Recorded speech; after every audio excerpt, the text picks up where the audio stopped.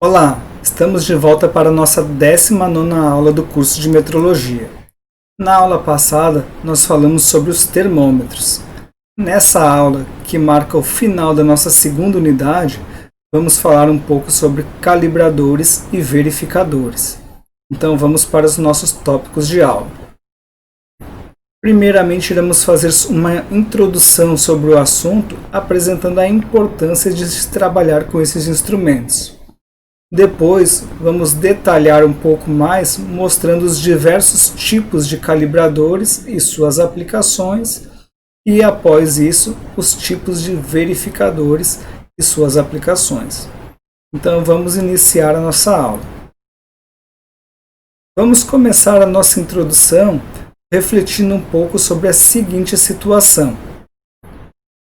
Imagine que, seguindo as diretrizes da empresa, para implantar um programa de qualidade e produtividade, um dos funcionários dessa empresa alertou o seu supervisor sobre a perda de tempo que se teria em medir um grande lote de peças semelhantes que foram fabricadas utilizando-se paquímetro e micrômetro, ou seja, fazendo a avaliação desses produtos através da medição direta. Diante dessa situação que o funcionário apresentou, o supervisor dessa empresa sentiu a necessidade de treinar e conscientizar os seus funcionários sobre as vantagens de se trabalhar com a medição indireta, utilizando-se calibradores e verificadores para isso. A medida indireta, como nós já vimos, ou seja, uma medida por comparação, consiste em confrontar a peça que se quer medir com aquela de padrão ou dimensão aproximada.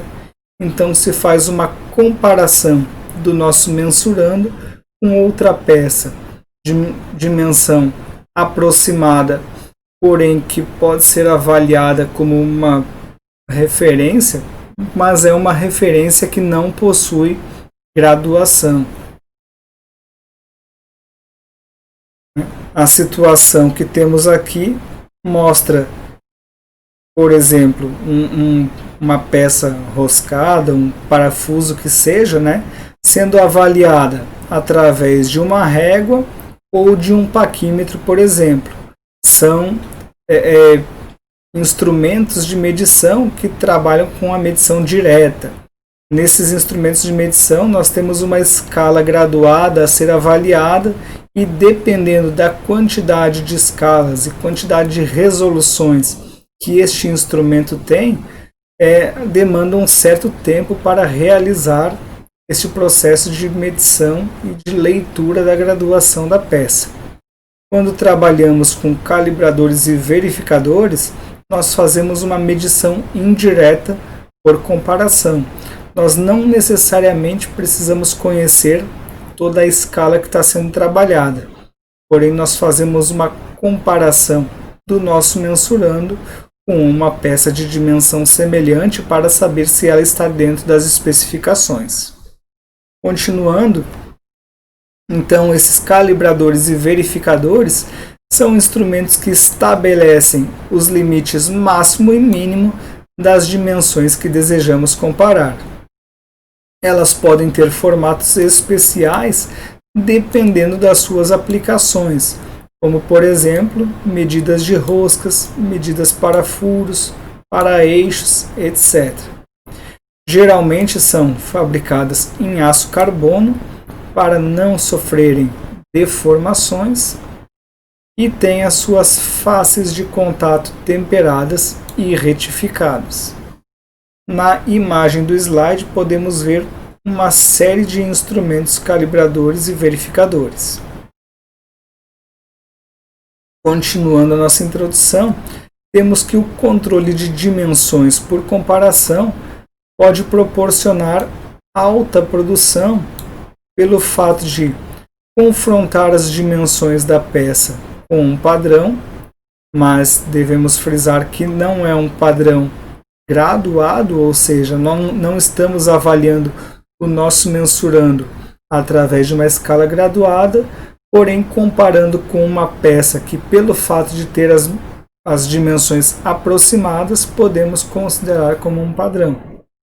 Verifica um intervalo de tolerância para o nosso mensurando e também realiza, dessa maneira, a avaliação da nossa peça, dando como resposta se ela está conforme ou não conforme com as especificações do projeto. Então, tanto os calibradores como os verificadores vão poder nos dar essa resposta.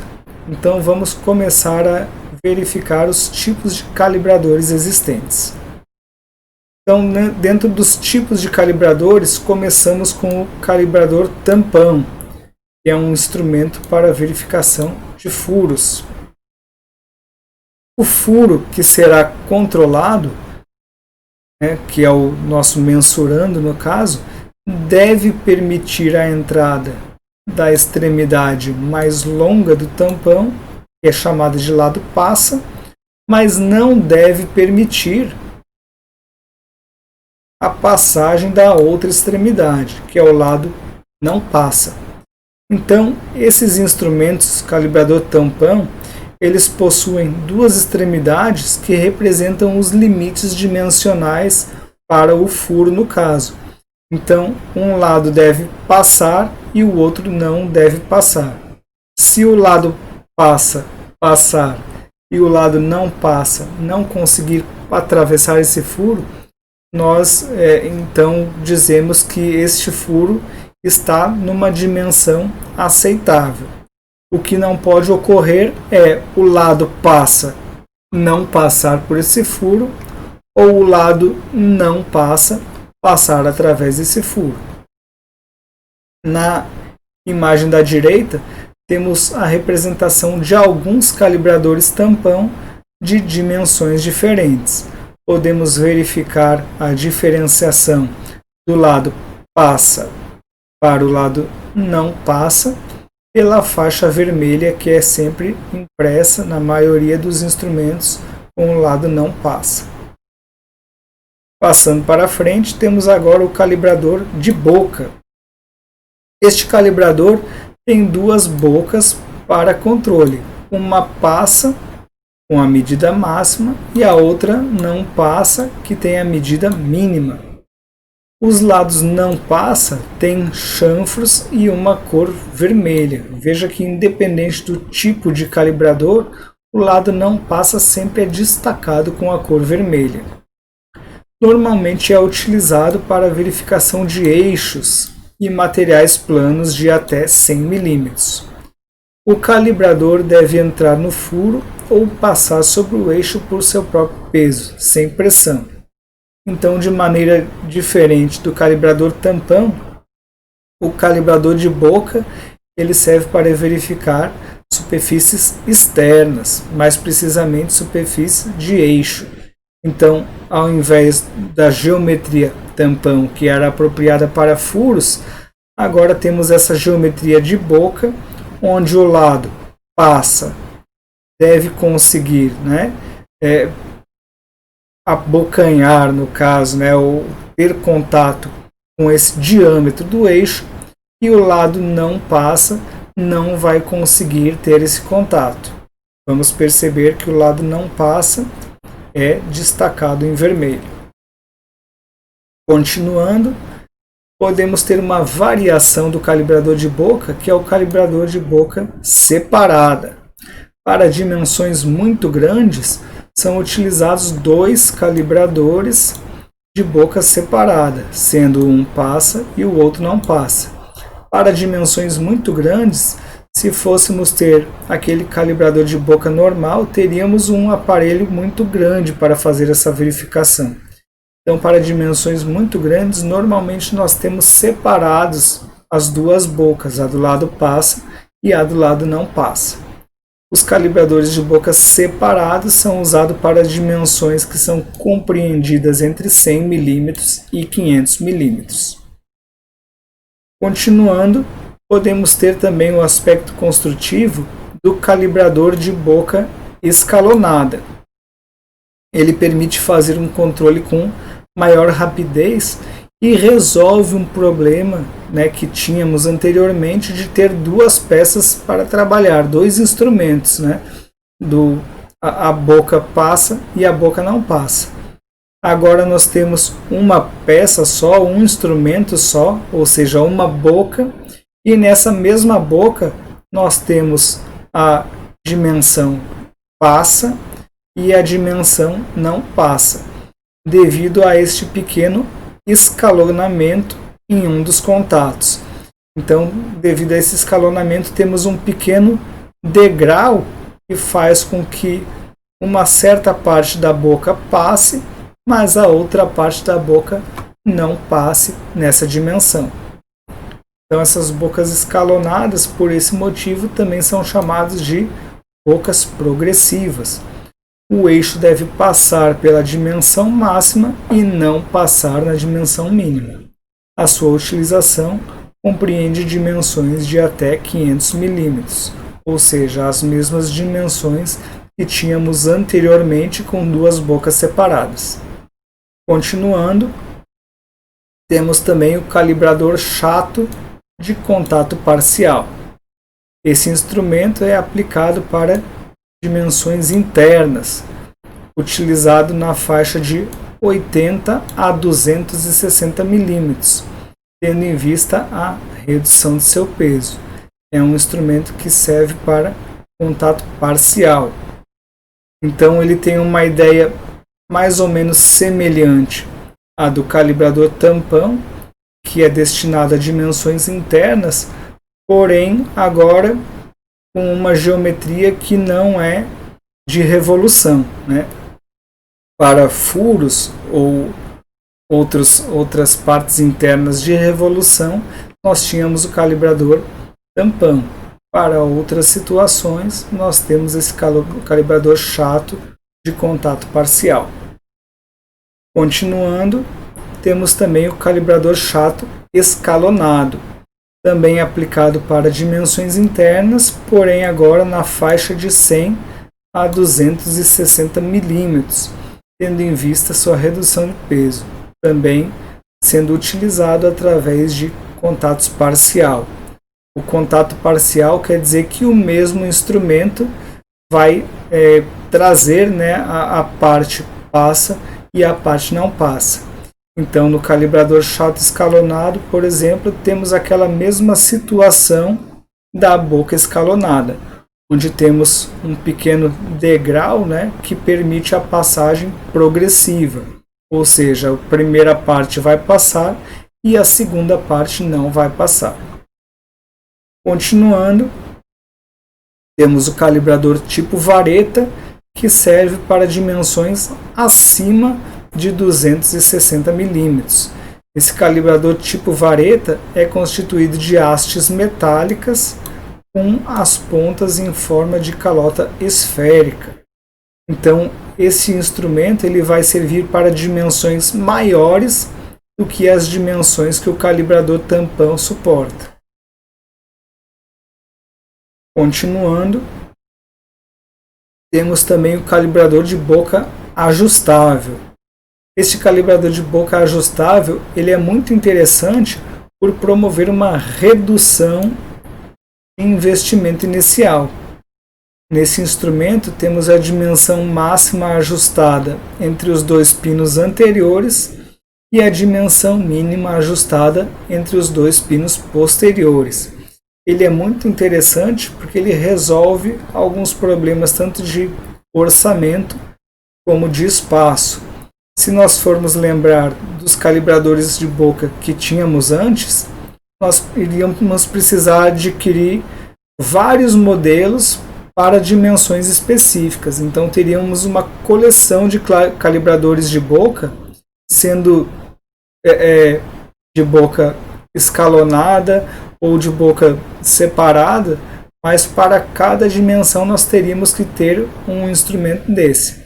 No caso do calibrador de boca ajustável, nós podemos fazer a manutenção das dimensões a serem trabalhadas, ajustando as dimensões máximas e mínimas desejadas nos pinos que compreendem esse instrumento. Então ele se torna um tipo de calibrador um pouco mais genérico, porque com uma única peça nós podemos trabalhar dimensões variadas. Continuando, temos o calibrador tampão de anéis cônicos. Então uma variação do calibrador tampão agora para verificação de geometrias de cones. Então, para verificação de cone, tenta-se um movimento radial do padrão. Quando a conicidade está correta, o movimento é nulo, ou seja, quando a conicidade que está sendo analisada está correta, o contato do calibrador tampão de cone, ele vai fazer com que haja um pequeno travamento que impeça este movimento. Procede-se à verificação, então, por atrito. Depois de ter coberto a superfície do padrão com uma camada muito fina de corante, que a deixará com partes marcadas. Então, o princípio de funcionamento é através do contato e do atrito realizado entre o calibrador e a superfície em análise. Passando uma pequena camada de filme colorizado, uma tinta, um corante, é muito fácil verificar as partes dessa geometria que estão em contato pela tinta que vai ficar no nosso mensurando. Verifica-se o diâmetro pelas posições de penetração do calibrador, ou seja, até onde o furo cônico desse mensurando apresentar a coloração dessa tinta, desse filme, vai significar a parte até onde este calibrador tampão cônico conseguiu penetrar. Continuando, o calibrador cônico Morse é utilizado no controle de cones de algumas ferramentas, como por exemplo, brocas, alargadores, pontas de torno, mandris de furadeiras, etc. Então esta variação do calibrador cônico permite montagem e desmontagem com frequência, além de obter ajustes concêntricos e forte fixação por atrito entre as paredes do macho e fêmea em análise. Temos também o calibrador de rosca. Não poderíamos deixar de ter um instrumento desse para fazer a calibração de filetes de rosca. Então, no caso do calibrador de rosca, este serve para avaliar roscas externas. É composto de duas peças, sendo uma para a condição passa e a outra para a condição não passa. Então, semelhante à situação que tínhamos naqueles calibradores de bocas individuais, na qual uma boca era a boca passa e na outra era a boca não passa. Nos calibradores de rosca, nós também teremos duas peças, onde uma vai ser a passa e a outra não passa. As ranhuras que temos nesses calibradores servem para alojar fragmentos metálicos provenientes do processo de usinagem, evitando assim o engripamento durante o controle. É muito comum ocorrer o engripamento de peças roscadas. O calibrador ele não pode ficar engripado, ele não pode ficar travado na rosca que está sendo avaliada, Então ele já vem com essa proteção. A extremidade com rosca mais longa do calibrador tampão deve penetrar suavemente, sem esforço, enquanto a outra vai ser a não passa. Nesse calibrador, nós também temos o destaque em vermelho para a situação do não passa. Continuando, temos o calibrador regulável de rosca. Então, da mesma maneira que o calibrador de boca regulável, no qual nós podíamos pegar um mesmo instrumento e aplicá-lo a diferentes situações de dimensão, nós também temos uma situação semelhante para o calibrador regulável de rosca.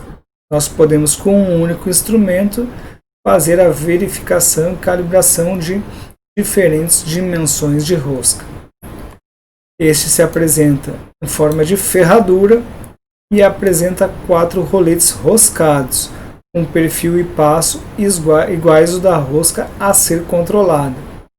Sendo de boca progressiva, torna o controle muito mais rápido, além de não necessitar mudar de lado. Nós não precisamos fazer uma inversão da posição do instrumento para trocar o lado passa pelo lado não passa, né?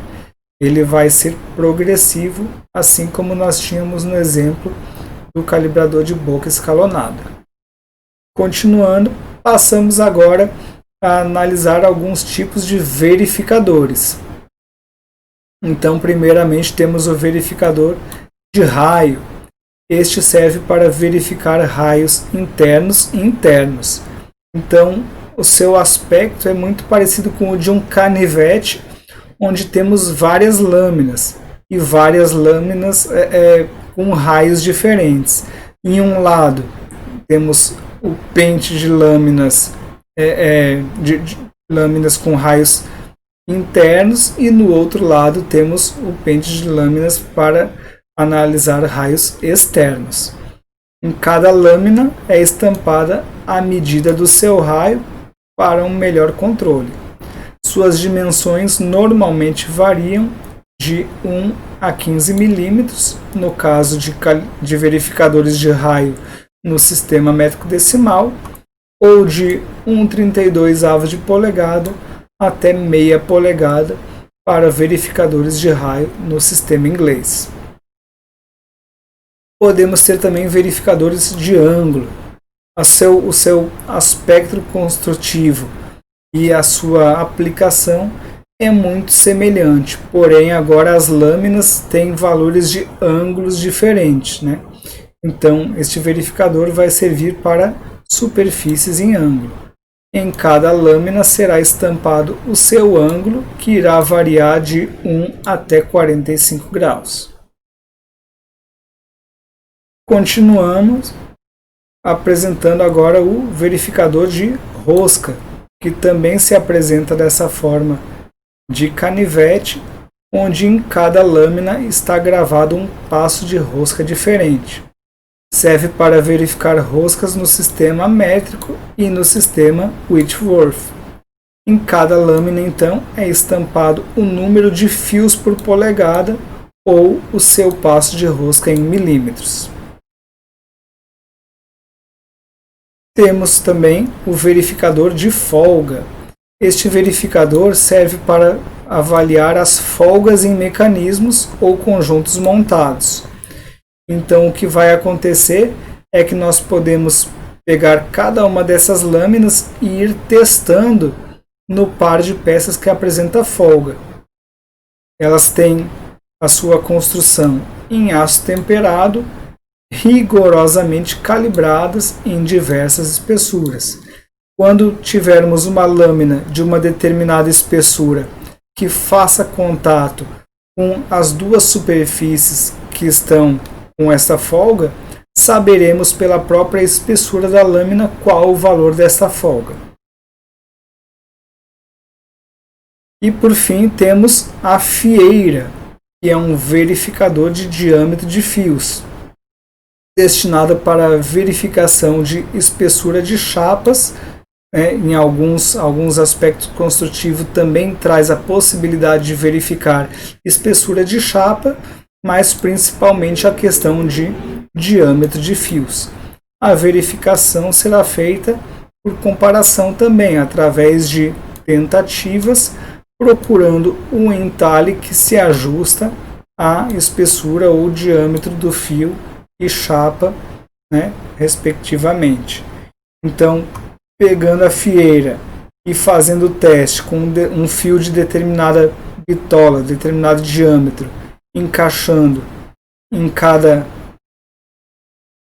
entalhe, quando tivermos a situação em que este fio é encaixado no detalhe, no entalhe que vai apresentar de forma justa em relação a esse fio, então teremos no detalhe gravado do instrumento qual o diâmetro desse fio. E como ele tem uma abertura, né, cada entalhe tem uma boca por onde atravessamos este fio, ele vai servir também para a análise de espessura de chapa da mesma maneira. Quando a chapa tiver contato com o entalhe em que os seus dois lados, né, vão estar em contato com o instrumento, nós chegamos a uma situação que encontramos o valor da espessura dessa chapa. Então ficamos por aqui e até a nossa próxima aula.